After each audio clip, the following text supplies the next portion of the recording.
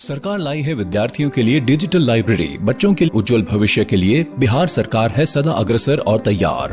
कक्षा 1 से कक्षा 12 तक की सभी पाठ्य पुस्तक पूरक सामग्री एवं वीडियो अब शिक्षा विभाग बिहार सरकार द्वारा विकसित पोर्टल पर है उपलब्ध।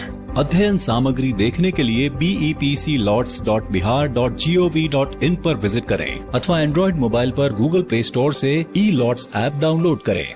शिक्षकों, अभिभावकों एवं बच्चों से अनुरोध है कि इस लाइब्रेरी का अधिक से अधिक लाभ उठाएं और अपनी पढ़ाई जारी रखें। हेलो बच्चों, कैसे हैं आप और कैसी चल रही है आपकी पढ़ाई? ये तो बहुत अच्छी बात है कि हम लोग प्रतिदिन सुबह 9 बजे से 10 बजे अपनी कॉपी और कलम के साथ मेरा दूरदर्शन मेरा विद्यालय कार्यक्रम देखने के लिए तैयार रहते हैं, जहां क्लास 6 से 8 की पढ़ाई होती है और साथ साथ कुछ अन्य रोचक जानकारियां भी हमें मिलती हैं। कार्यक्रम में बताई जा रही इम्पोर्टेंट पॉइंट्स को हम नोट भी करते हैं ताकि बाद में उनका रिवीजन कर सकें। और हाँ बच्चों, एक बात और, हम लोग जो भी चीज़ें मेरा दूरदर्शन मेरा विद्यालय कार्यक्रम में सीखते हैं उसका अध्ययन अपनी किताब में ज़रूर करें। इससे उन चैप्टर्स को हम पूरी तरह समझ पाएंगे। तो आज हम लोग सबसे पहले सुनेंगे बापू की पाती, जिसमें हम राष्ट्रपिता महात्मा गांधी के जीवन प्रसंग से जुड़ी बातों को सुनकर प्रेरणा पाते हैं। उसके बाद हम लोग पढ़ाई करेंगे गणित की, जिसमें सबसे पहले क्लास 6 में जिस चैप्टर का अध्ययन करेंगे उसका नाम है रेखाखंडों का मापन। उसके बाद क्लास 7 में एक व्यंजक के पद के बारे में पढ़ाई करेंगे। फिर क्लास 8 में समझेंगे बट्टा और कर को, और अंत में जानेंगे कि इंस्पायर अवार्ड क्या है और इसमें कैसे भाग लिया जा सकता है। तो चलिए शुरू करते हैं आज की गणित की क्लास मेरा दूरदर्शन मेरा विद्यालय के साथ।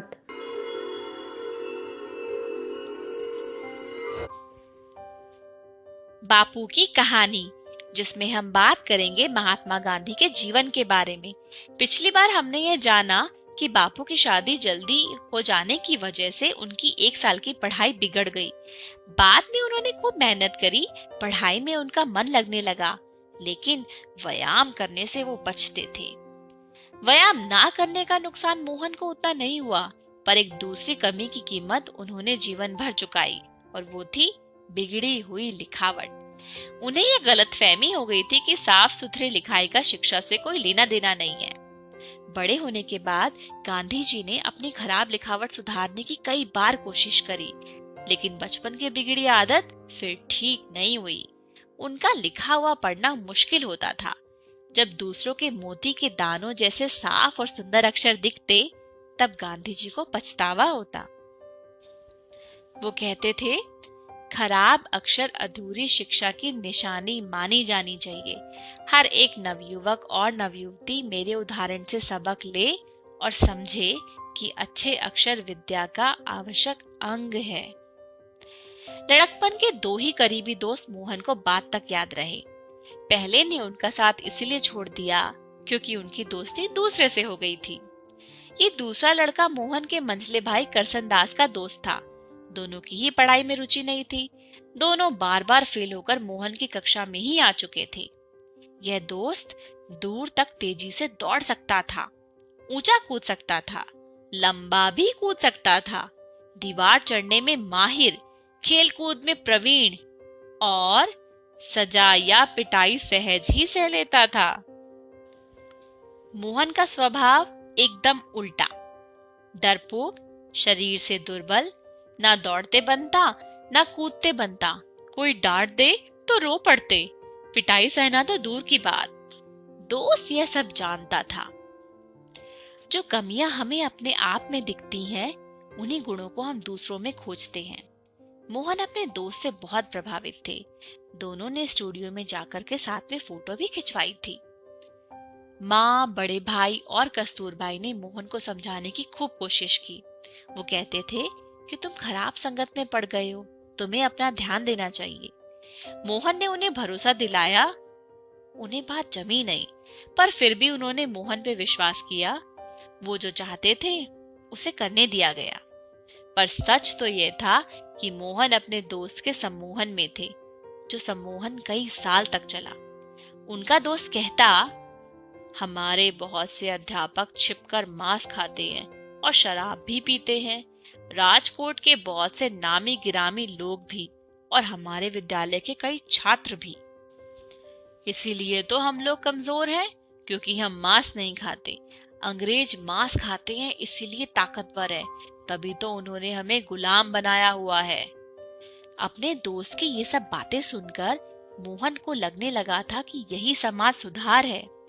मोहन का परिवार एकदम पक्का वैष्णव शाकाहारी था, पर उनका मझला भाई करसनदास तो पहले से ही दोस्त के प्रभाव में मांस खाने लगा था। उनका दोस्त कहता, मुझे देखो, मैं मांस खाता हूँ, तुम्हारा भाई भी खाता है।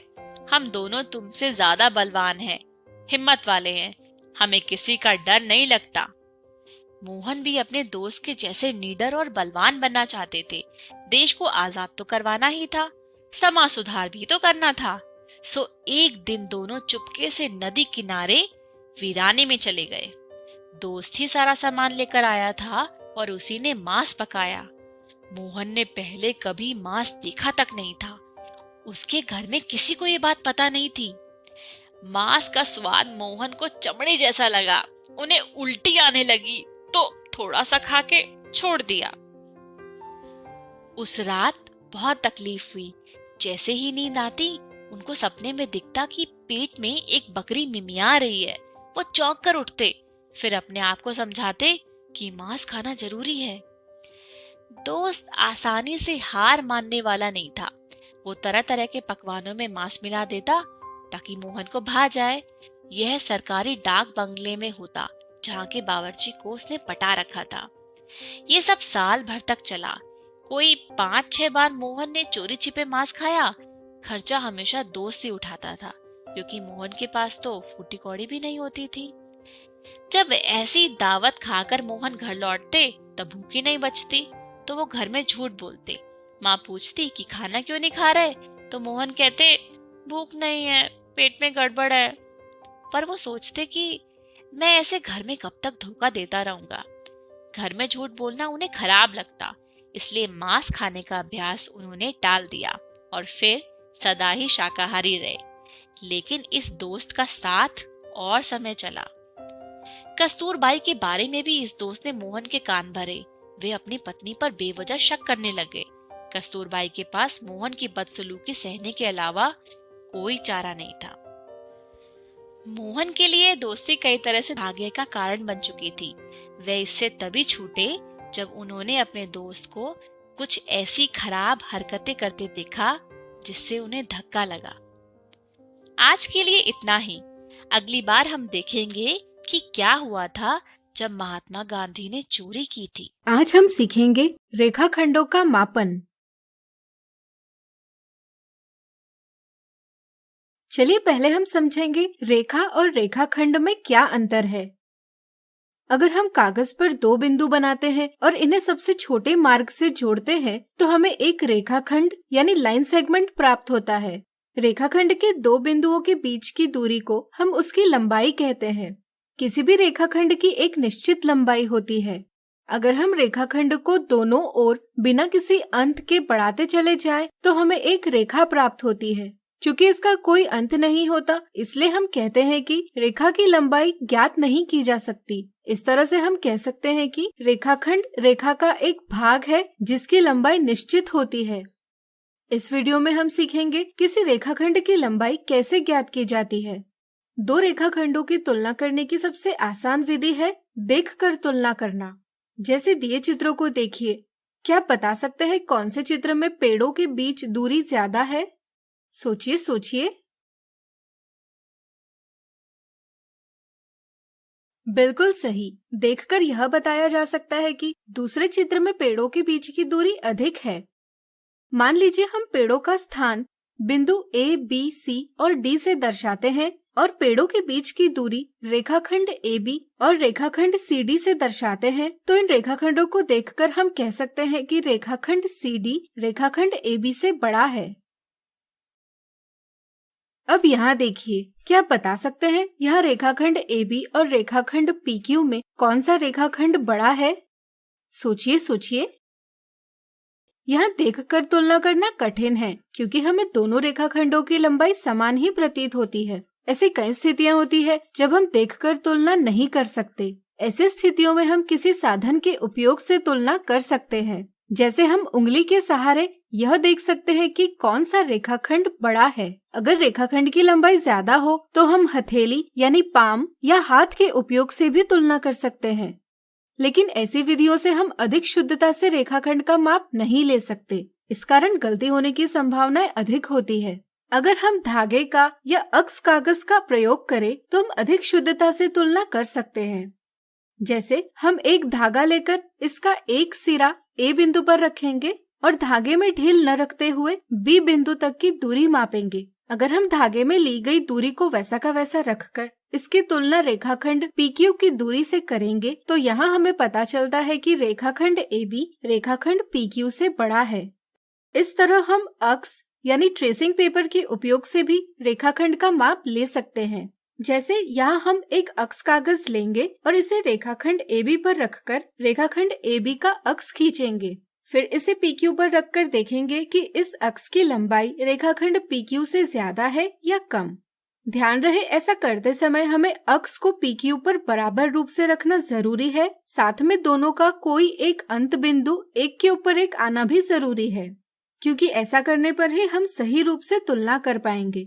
इस तरह से अब हम कह सकते हैं कि रेखाखंड AB रेखाखंड PQ से बड़ा है। इस विधि को लेकर यह समस्या है कि अगर हमें कई सारे रेखाखंडों की तुलना करनी होगी तो इन सभी की तुलना करना कठिन होगा। ऐसी स्थिति में हम रूलर और डिवाइडर के उपयोग से तुलना करते हैं। आपके ज्यामिति के बॉक्स में आपने इन दो वस्तुओं को जरूर देखा होगा। इसे हम रूलर कहते हैं और इसे डिवाइडर। आप देख सकते हैं कि रूलर के दोनों ओर कुछ संख्याएं अंकित की गई है। इस ओर दूरी सेंटीमीटर में व्यक्त की है और इस ओर इंच में। इस वीडियो में हम सिर्फ सेंटीमीटर वाली दूरी की बात करेंगे। जैसा कि आप देख सकते हैं, यहाँ रूलर की दूरी को 15 बराबर भागों में विभाजित किया है। इनमें से प्रत्येक भाग 1 सेंटीमीटर है। इस तरह रूलर पर 0 सेंटीमीटर, 1 सेंटीमीटर, 2 सेंटीमीटर से लेकर 15 सेंटीमीटर दर्शाए गए हैं। इसी तरह प्रत्येक सेंटीमीटर दूरी भी 10 बराबर भागों में विभाजित की गई है।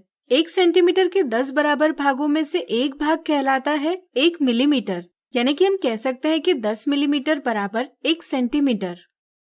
अब हम रूलर के उपयोग से रेखाखंड की लंबाई का माप ले सकते हैं। किसी रेखाखंड की लंबाई मापने के लिए हम उसके एक बिंदु पर रूलर का 0 रखते हैं और रूलर को रेखाखंड के समानांतर रखकर ज्ञात करते हैं कि दूसरा बिंदु रूलर पर कहाँ आ रहा है।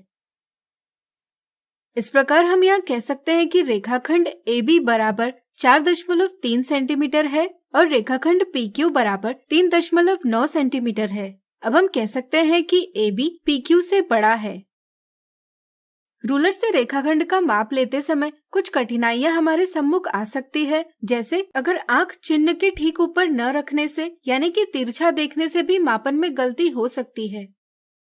ऐसी गलतियों से बचने के लिए हम रूलर और डिवाइडर का प्रयोग करते हैं। मान लीजिए हमें रेखाखंड AB का माप लेना है। इसके लिए हम डिवाइडर को खोलकर इसकी एक भुजा का अंत बिंदु A पर और दूसरी भुजा का अंत बिंदु B पर रखते हैं। फिर हम डिवाइडर के फैलाव में बदलाव किए बिना इसकी एक भुजा का अंत बिंदु रूलर के 0 पर रखते हैं और ज्ञात करते हैं कि दूसरी भुजा का अंत बिंदु कौन से चिन्ह पर आता है। यह रेखाखंड की लंबाई होती है। जैसे यहाँ AB बराबर 4.3 सेंटीमीटर है, इसी प्रकार हम PQ बराबर 3.9 सेंटीमीटर भी पता कर लेंगे।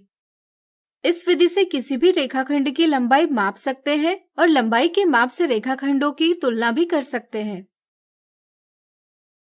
तो आज हमने सीखा रेखाखंडों का मापन। आज हम देखेंगे रेखाखंड के मापन से संबंधित उदाहरण।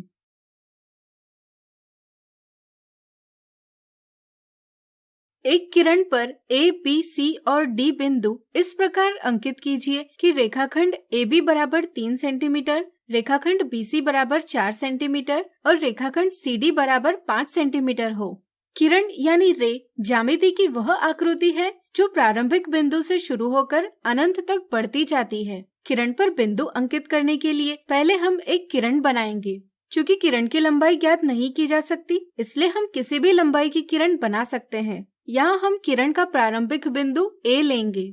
अब हमें इस पर रेखाखंड AB बराबर 3 सेंटीमीटर बनाना है। क्या आप बता सकते हैं यह हम कैसे करेंगे? सोचिए।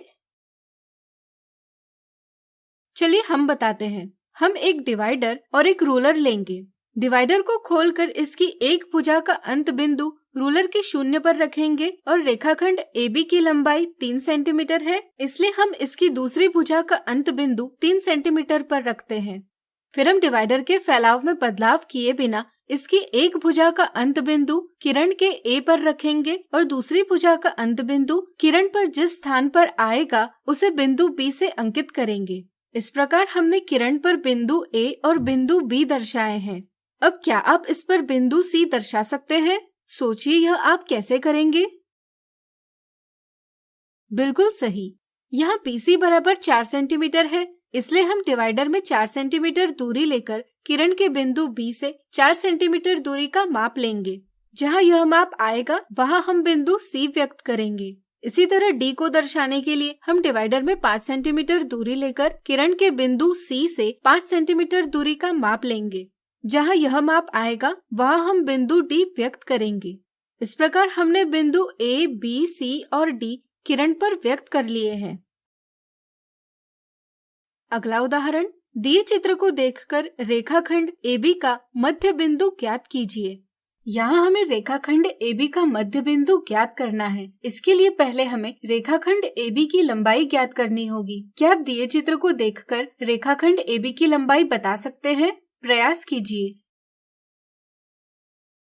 चलिए हम बताते हैं। यह शुरुआती बिंदु है 3 और अंतिम बिंदु है 7। 3 और 7 के बीच में 4 सेंटीमीटर की दूरी है, इसलिए हम कह सकते हैं कि रेखाखंड AB की लंबाई है 4 सेंटीमीटर। इसी को अलग प्रकार से भी कर सकते हैं। यहाँ बिंदु B 7 सेंटीमीटर के स्थान पर है और बिंदु A 3 सेंटीमीटर के स्थान पर है। दोनों बिंदुओं में दूरी ज्ञात करने के लिए हम 7 सेंटीमीटर से 3 सेंटीमीटर का व्यवकलन करेंगे। इससे हमें परिणाम प्राप्त होगा 4 सेंटीमीटर, जो कि AB की लंबाई है। AB का मध्य बिंदु वह स्थान होगा जिसकी A और B से समान दूरी होगी, यानी कि मध्य बिंदु ज्ञात करने के लिए हमें प्राप्त लंबाई 4 सेंटीमीटर को 2 से विभाजित करना होगा। विभाजन का परिणाम आएगा 2 सेंटीमीटर। मध्य बिंदु ज्ञात करने के लिए हम A के दाईं ओर 2 सेंटीमीटर मापेंगे, जिससे हम पहुंच जाएंगे 5 सेंटीमीटर पर। इसे हम P से दर्शाएंगे। यह AB का मध्य बिंदु है। मध्य बिंदु ज्ञात करने के लिए हम B के बाईं ओर 2 सेंटीमीटर भी चल सकते हैं। इससे भी हम उसी स्थान पर पहुंच जाएंगे। इस तरह से हमने AB का मध्य बिंदु P प्राप्त कर लिया है। चलिए अब आप इस प्रश्न को खुद हल करने का प्रयास करें। इस गिलहरी को दानों तक जल्द से जल्द पहुंचना है, तो उसे कौन से रास्ते का प्रयोग करना होगा? आज हमने देखे रेखाखंड के मापन से संबंधित उदाहरण। आज हम देखेंगे रेखाखंड के मापन से संबंधित मिथ्या धारणाएं। मिथ्या धारणा 1, सुनील ने एक रेखाखंड खींचा। रेखाखंड की लंबाई मापने के लिए उसने आंख को चिन्ह के ऊपर रखा और रेखाखंड की लंबाई 5.5 सेंटीमीटर प्राप्त की। उसके दाईं ओर बैठे राकेश ने इसकी लंबाई 5.4 सेंटीमीटर प्राप्त की। इसी तरह उसके बाईं ओर बैठे हर्ष ने रेखाखंड की लंबाई 5.6 सेंटीमीटर प्राप्त की। ज्ञात कीजिए तीनों में सही जवाब किसने प्राप्त किया। जब भी हमें किसी रेखाखंड की लंबाई ज्ञात करनी हो, तब हम रूलर को ठीक रूप से रखकर माप लेते हैं। माप लेते समय यह आवश्यक है कि आंख चिन्ह के ठीक ऊपर होनी चाहिए। रेखाखंड की लंबाई मापने के लिए यहाँ सुनील ने आंख चिन्ह के ठीक ऊपर रखी है, इसलिए उसे सही लंबाई प्राप्त हुई है 5.5 सेंटीमीटर। राकेश और हर्ष क्रमशः सुनील के दाएं और बाएं ओर होने के कारण उनके आंख की स्थिति रूलर के चिन्ह के ठीक ऊपर नहीं है, इसलिए राकेश को 5.4 सेंटीमीटर और हर्ष को 5.6 सेंटीमीटर लंबाई प्राप्त हुई है, जो कि गलत माप है। इसलिए ध्यान रहे, किसी रेखाखंड की लंबाई मापते समय आंख चिन्ह के ठीक ऊपर होनी चाहिए। इसलिए दिए सवाल का सही जवाब है ऑप्शन 1। जबकि ऑप्शन 2 और ऑप्शन 3 गलत जवाब है। मिथ्या धारणा 2, क्या एक 2D रूलर से किसी रेखाखंड की लंबाई ज्ञात की जा सकती है? कुछ बच्चों की यह समझ बन जाती है कि रेखाखंड की लंबाई सिर्फ 0 से ही मापी जा सकती है। अगर रूलर 2D हुई हो तो रेखाखंड की लंबाई नहीं मापी जा सकती। इस समझ के साथ वे ऑप्शन 1 यह गलत जवाब देते हैं, जबकि सही समझ यह है कि हम 2D रूलर से भी किसी रेखाखंड की लंबाई ज्ञात कर सकते हैं। जैसे यहाँ अगर हम बिंदु A को 4 सेंटीमीटर पर रखेंगे तो बिंदु B 11 सेंटीमीटर पर आएगा। अब हम रेखाखंड की लंबाई 11 सेंटीमीटर ऋण 4 सेंटीमीटर बराबर 7 सेंटीमीटर ज्ञात कर सकते हैं। सोचिए ऐसा हम क्यों कर सकते हैं?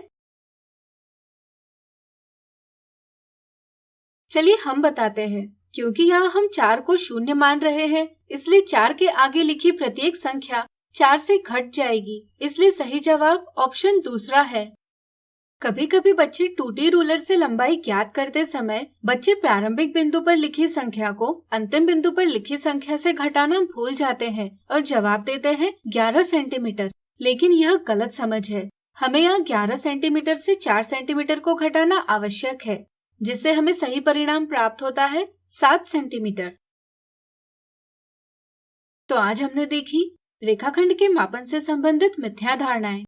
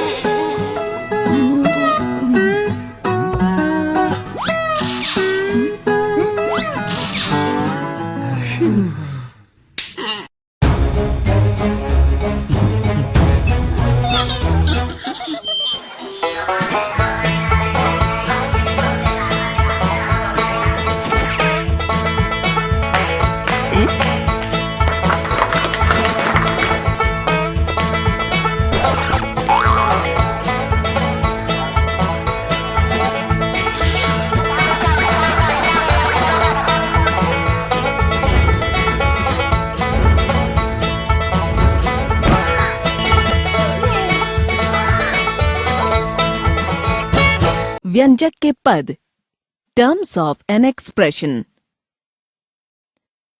इस वीडियो में हम सीखेंगे व्यंजक के पद यानी टर्म्स ऑफ एन एक्सप्रेशन क्या होते हैं, चर और अचर पद यानी वेरिएबल कांस्टेंट क्या होते हैं, गुणनखंड यानी फैक्टर क्या होते हैं।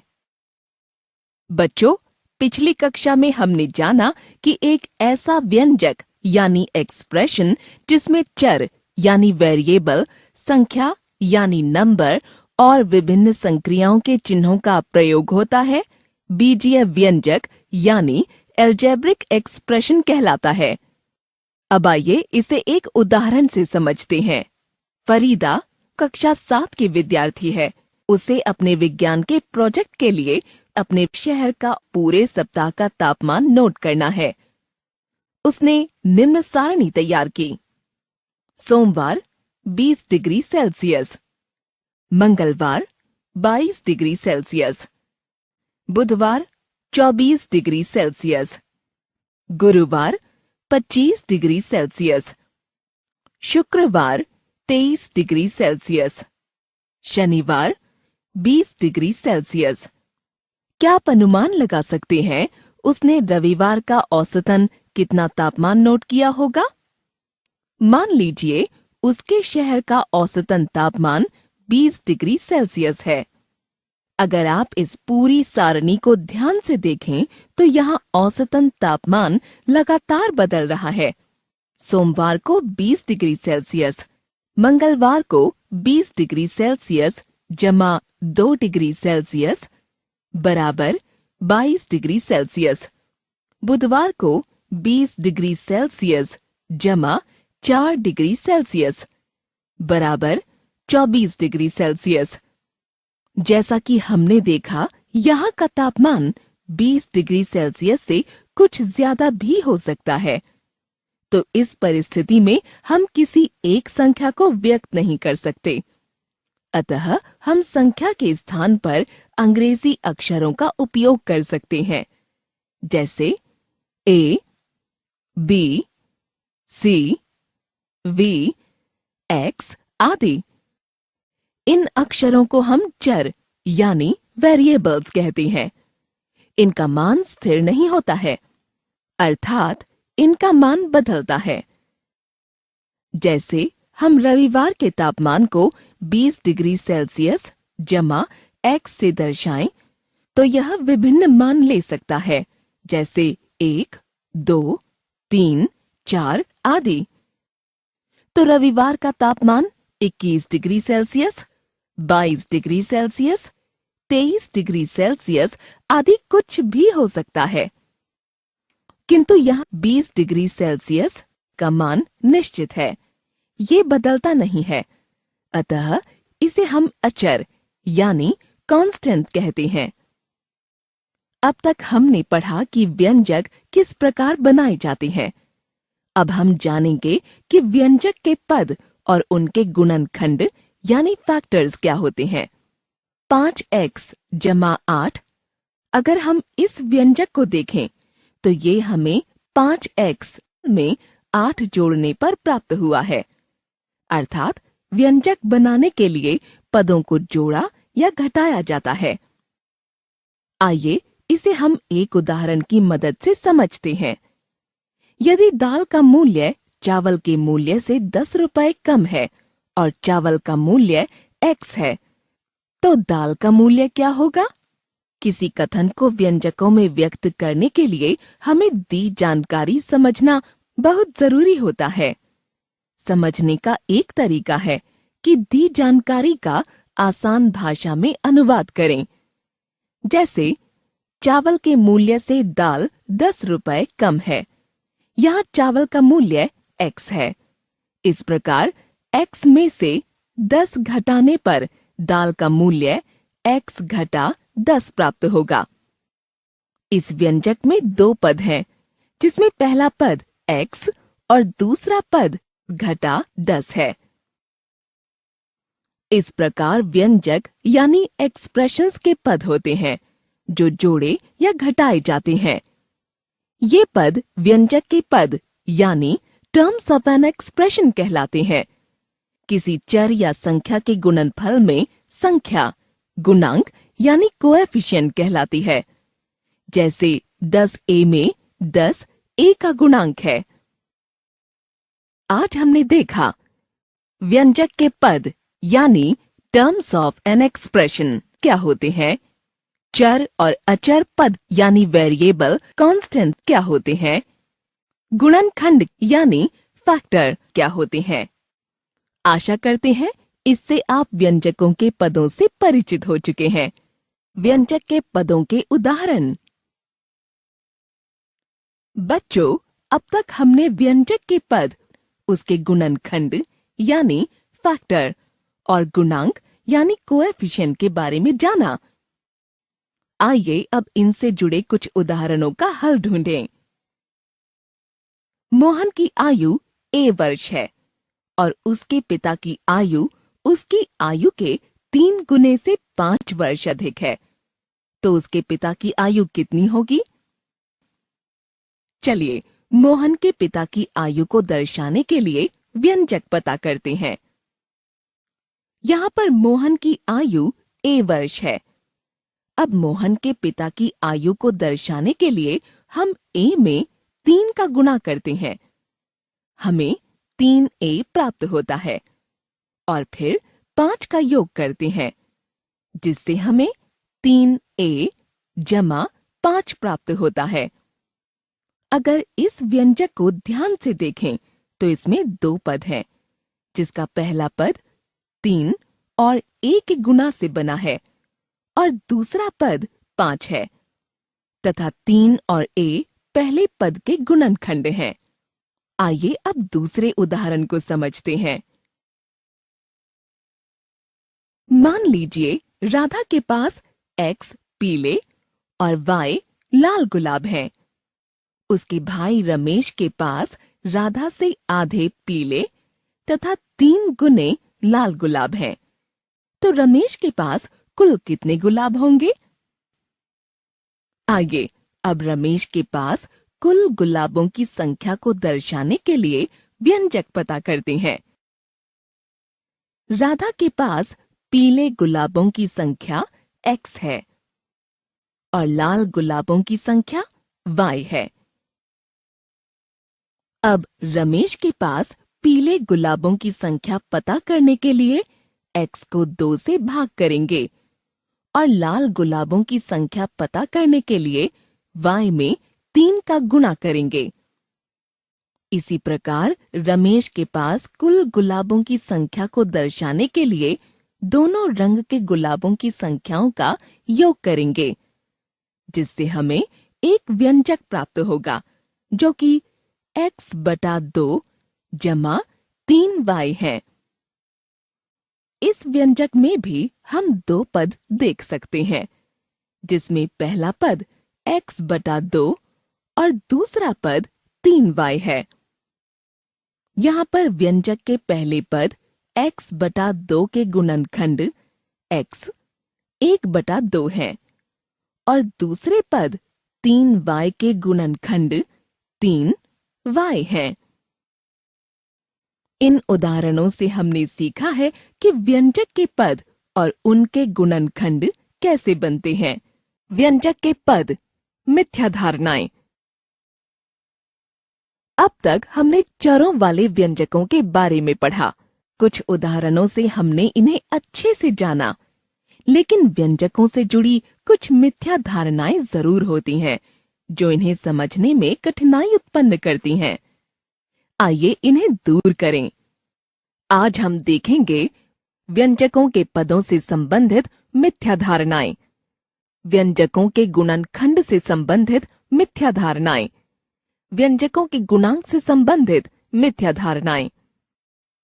उदाहरण 1। व्यंजक यानी एक्सप्रेशन x की घात 2 घटा 5 में x की घात 2 का गुणांक क्या होगा? A 0, B 1, C 5, D 2। आइए इसे मिलकर हल करते हैं। A 0। यदि ध्यान से देखें तो पहले पद x की घात 2 में इसका गुणांक नहीं है। 0 गुणा x की घात 2 घटा 5। इसका अर्थ यह हुआ कि यहाँ पर इस व्यंजक का गुणांक 0 लग रहा है, क्योंकि इसके आगे कोई भी संख्या लिखी हुई नहीं है। लेकिन 0 इसका गुणांक नहीं है, तो यह इसका सही उत्तर नहीं है। B 1। अगर हम B विकल्प को देखें तो यहाँ आप पाएंगे कि x की घात 2 का गुणा 1 से किया गया है। जैसा कि हम जानते हैं कि किसी भी चर में 1 का गुणा करने पर उसमें कोई परिवर्तन नहीं होता, अतः विकल्प 1 सही उत्तर है। C 5। विकल्प देखने पर आप पाएंगे कि व्यंजक x की घात 2 घटा 5 में 5 दूसरे पद की एक अचर राशि है, लेकिन यहाँ हमें ऐसी अचर राशि चाहिए जो x की घात 2 के गुणा में होगा। इसीलिए 5 इस व्यंजक का गुणांक नहीं है, तो ये भी इसका सही उत्तर नहीं है। D 2। विकल्प नंबर 4 को देखें तो पाएंगे कि इस व्यंजक में x की घात 2 है, न कि गुणांक है, लेकिन यहाँ हमें x की घात 2 का गुणांक चाहिए, इसीलिए 2 इसका सही उत्तर नहीं है। उदाहरण 2। दिए गए व्यंजक 9m घटा 5n जमा m की घात 2 घटा 7 में कितने पद हैं? A 2, B 4, C 5, D 1। हम कई बार सिर्फ चर को पद मानते हैं, जो कि एक गलत अवधारणा है। वास्तव में कोई चर, कोई अचर और चर व अचर का संयोग भी पद होते हैं, जो कि जमा व घटा से अलग किए जाते हैं। इसलिए इस व्यंजक में 4 पद हैं, 9m घटा 5n, m की घात 2 और घटा 7। आज हमने देखा व्यंजकों के पदों से संबंधित मिथ्या धारणाएं, व्यंजकों के गुणनखंड से संबंधित मिथ्या धारणाएं, व्यंजकों के गुणांक से संबंधित मिथ्या धारणाएं। आशा करते हैं इस वीडियो से आपकी कई मिथ्या धारणाएं दूर हुई होंगी और चरों वाले व्यंजकों की अच्छी समझ बन गई होगी। धन्यवाद।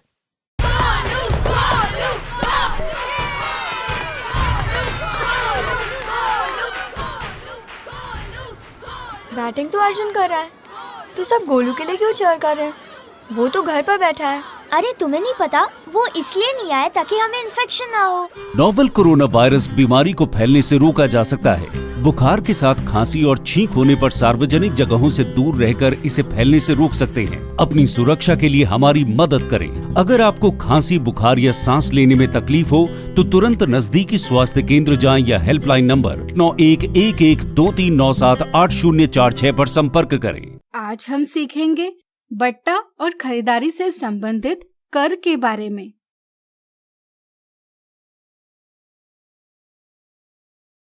अक्सर दुकानदार ग्राहकों को आकर्षित करने के लिए तथा अपनी वस्तुओं को बेचने के लिए वस्तु के अंकित मूल्य यानी मार्क्ड प्राइस (MP) पर कुछ छूट देते हैं। जैसे यहाँ एक कमीज का अंकित मूल्य 250 रुपए है, जबकि उसका विक्रय मूल्य यानी सेलिंग प्राइस (SP) 200 रुपए है। इस तरह से ग्राहक को अंकित मूल्य पर कुछ छूट मिल रही है, जिसके साथ वह कमीज को 200 रुपए में खरीद सकता है। किसी वस्तु के अंकित मूल्य में दी जाने वाली छूट को बट्टा यानी डिस्काउंट कहते हैं। क्या आप बता सकते हैं कि यहाँ बट्टा कितना है? सोचिए सोचिए। चलिए हम बताते हैं। हम अंकित मूल्य से विक्रय मूल्य को घटाकर बट्टा ज्ञात करते हैं। जैसे इस स्थिति में बट्टा बराबर अंकित मूल्य 250 रुपए ऋण विक्रय मूल्य 200 रुपए बराबर 50 रुपए। अधिकतर बट्टा प्रतिशत के रूप में दिया हुआ होता है, इसलिए हम इस स्थिति में बट्टे के प्रतिशत की गणना करेंगे। चूंकि बट्टा अंकित मूल्य पर है, इसलिए हम अंकित मूल्य को आधार मानते हैं और बट्टा प्रतिशत में दर्शाते हैं। यह हम इस प्रकार करते हैं। जैसे यहाँ बट्टा प्रतिशत बराबर 50/250 गुणा 100% बराबर 1/5 गुणा 100% बराबर 20%। अब चलिए जानते हैं खरीदारी से संबंधित कर यानी टैक्स के बारे में। हम तरह तरह की वस्तुएं खरीदते हैं। क्या आपने खरीदारी के बिल को ठीक से देखा है? आपने पाया होगा कि इस पर वस्तु के मूल्य के साथ कुछ अतिरिक्त मूल्य कर यानी टैक्स के रूप में लिया जाता है, जैसे बिक्री कर यानी सेल्स टैक्स, वैट यानी वैल्यू एडेड टैक्स या माल और सेवा कर यानी goods and services tax GST इत्यादि। यह कर सरकार को चुकाया जाता है, जिसे सरकार स्वास्थ्य, शिक्षा जैसी सुविधाओं के लिए खर्च करती है। अधिकतर करों को प्रतिशत के रूप में दर्शाया जाता है। चलिए कुछ उदाहरणों से सीखें कि इनकी गणना कैसे की जाती है। सायली 300 रुपए की एक किताब खरीदती है। यदि बिक्री कर की दर 7% है तो ज्ञात कीजिए उसके द्वारा दुकानदार को कितनी धनराशि दी जाएगी।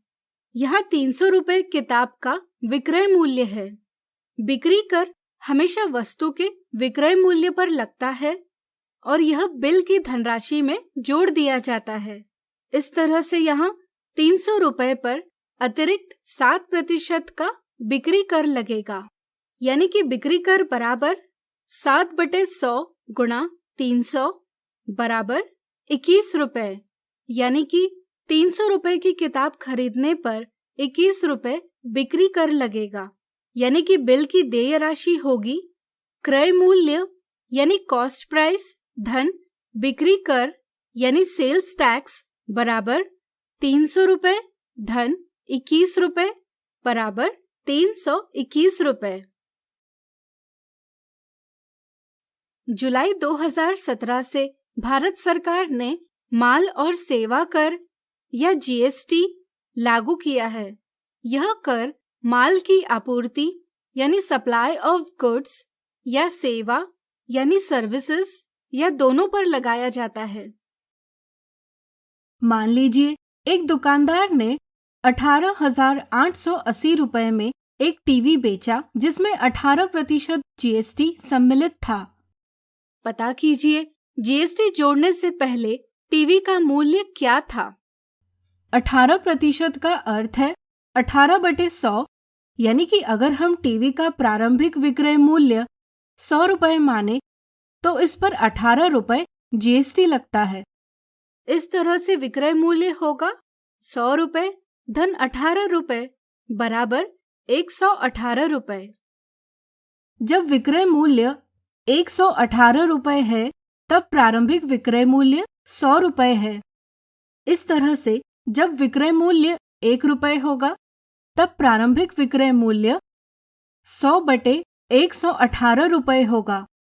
इस तरह से जब विक्रय मूल्य 18,880 होगा तब प्रारंभिक विक्रय मूल्य होगा 100/118 गुणा 18,880 रुपए बराबर 100 गुणा 160 रुपए बराबर 16,000 रुपए। इस तरह से जीएसटी जोड़ने से पहले टीवी का मूल्य था 16,000 रुपए। आज हमने सीखा बट्टा और खरीदारी से संबंधित कर के बारे में। आज हम देखेंगे बट्टा और खरीदारी से संबंधित कर के कुछ मजेदार उदाहरण।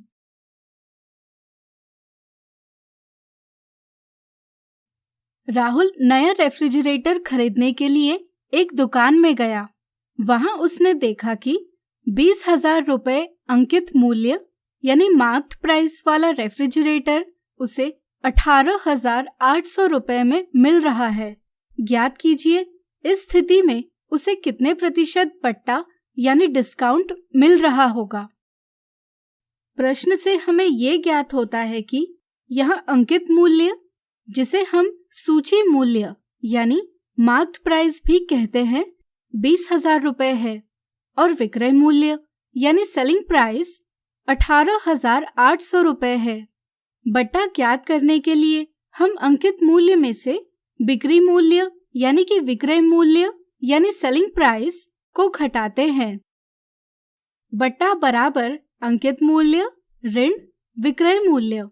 बट्टा बराबर 20,000 रुपए ऋण 18,800 रुपए। इससे हमें बट्टा प्राप्त होता है 1,200 रुपए। अतः अंकित मूल्य 20,000 रुपए पर 1,200 रुपए बट्टा है। तो क्या आप बता सकते हैं कि इस स्थिति में कितने प्रतिशत बट्टा दिया गया है? सोचिए सोचिए। चलिए हम बताते हैं। बट्टा बराबर कुल बट्टा बटे अंकित मूल्य गुणा 100%। बट्टा अंकित मूल्य पर दिया जाता है, इसलिए हम अंकित मूल्य को आधार मानेंगे। बराबर 1,200 बटे 20,000 गुणा 100% बराबर 6%। अर्थात रेफ्रिजरेटर के विक्रय मूल्य पर 6% का बट्टा दिया गया है। अगला उदाहरण, एक मोबाइल फोन का प्रारंभिक मूल्य 5,800 रुपए है। यदि रोहन इसे 12% GST यानी goods and services tax GST सहित खरीदता है तो रोहन को कुल कितना मूल्य चुकाना होगा? यहाँ हमें दिया है कि मोबाइल फोन का प्रारंभिक मूल्य बराबर 5,800 रुपए है और GST की दर बराबर 12% है। हमें ज्ञात करना है कि रोहन को कुल कितना मूल्य चुकाना होगा, यानी कि हमें मोबाइल फोन का विक्रय मूल्य यानी सेलिंग प्राइस ज्ञात करना होगा। हम जानते हैं कि 12% का अर्थ है 12/100, यानी कि अगर हम वस्तु का प्रारंभिक मूल्य 100 रुपए माने तो इस पर 12 रुपए GST लगता है। इस तरह से विक्रय मूल्य होगा 100 रुपए जमा 12 रुपए बराबर 112 रुपए। जब प्रारंभिक मूल्य 100 रुपए है तब विक्रय मूल्य 112 रुपए है। इस तरह से जब प्रारंभिक मूल्य 1 रुपया होगा तब विक्रय मूल्य 112/100 रुपए होगा। इस तरह से जब प्रारंभिक मूल्य 5,800 रुपए होगा तब विक्रय मूल्य होगा 112/100 रुपए गुणा 5,800 बराबर 112 गुणा 58 बराबर 6,496 रुपए। इस तरह से GST जोड़ने के बाद रोहन को मोबाइल फोन का कुल मूल्य 6,496 रुपए चुकाना होगा। अगला उदाहरण, मनीषा अलमारी खरीदने एक दुकान में गई। दुकान में उसे एक अलमारी बहुत पसंद आई। अलमारी का अंकित मूल्य 6,500 रुपए था, लेकिन दुकान उस पर 7% बट्टा दे रही थी। यदि बिक्री कर की दर 8% हो तो बिल की देय राशि ज्ञात कीजिए। ध्यान रहे, बिक्री कर हमेशा वस्तु के विक्रय मूल्य पर लगता है। जरा सोचिए, क्या यहाँ 6,500 रुपए विक्रय मूल्य है? चलिए हम बताते हैं। यहाँ 6,500 रुपए अंकित मूल्य है। विक्रय मूल्य प्राप्त करने के लिए हमें अंकित मूल्य से बट्टा घटाना होगा। यहाँ हमें बट्टा प्रतिशत में दिया है, तो चलिए पहले ज्ञात करें यहाँ बट्टा कितना दिया जाएगा। बट्टा बराबर अंकित मूल्य का 7% बराबर 7/100 गुणा 6,500 बराबर 455 रुपए। इस तरह से विक्रय मूल्य बराबर अंकित मूल्य ऋण बट्टा बराबर 6,500 रुपए ऋण 455 रुपए बराबर 6,045 रुपए। चूँकि विक्रय मूल्य 6,045 रुपए पर बिक्री कर 8% लगता है, इसलिए बिक्री कर बराबर 6,045 का 8% बराबर 8/100 गुणा 6,045 बराबर 483.60 रुपए। इस तरह से बिल की देय राशि बराबर विक्रय मूल्य जमा बिक्री कर बराबर 6,045 रुपए जमा 483.60 रुपए बराबर 6,528.60 रुपए। इसलिए अलमारी खरीदने के लिए मनीषा को 6,528.60 रुपए चुकाने होंगे। आज हमने देखे बट्टा और खरीदारी से संबंधित कर के कुछ मजेदार उदाहरण। अगले वीडियो में हम देखेंगे इससे संबंधित कुछ मिथ्या धारणाएं एवं साधारण गलतियां।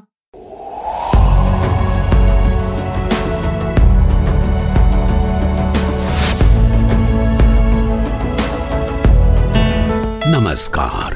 आप शिक्षकों द्वारा दी गई अच्छी शिक्षा से आज लाखों विद्यार्थी इनोवेशन कर रहे हैं। उन सभी को इंस्पायर अवार्ड्स मानक में हिस्सा लेने प्रोत्साहित कीजिए। करना है इतना कि आपके विद्यालय के 6ठी से 10वीं कक्षा के छात्र और छात्राएं साइंस और टेक्नोलॉजी पर आधारित अपने इनोवेटिव आइडियाज आपके पास जमा करें ताकि वो DST और NIF द्वारा आयोजित इंस्पायर अवार्ड्स मानक प्रतियोगिता में हिस्सा ले सकें। 1 लाख छात्रों को 10-10 हजार रुपए मिलेंगे अपने आइडियाज को प्रोटोटाइप्स बनाने के लिए। फिर छात्र डिस्ट्रिक्ट, स्टेट और नेशनल लेवल पर अपने इनोवेशंस को दिखाएंगे, फिर प्राइजेस और सम्मान पाएंगे। तो आज ही अपने स्टूडेंट्स को हिस्सा दिलवाएं इंस्पायर अवार्ड्स मानक में। तो आशा करती हूँ बच्चों आज के एपिसोड में आपने जरूर कुछ नया सीखा होगा। तो घर पर रहें, पढ़ते रहें, बढ़ते रहें। मिलते हैं अगले एपिसोड में। बाय बाय बच्चों।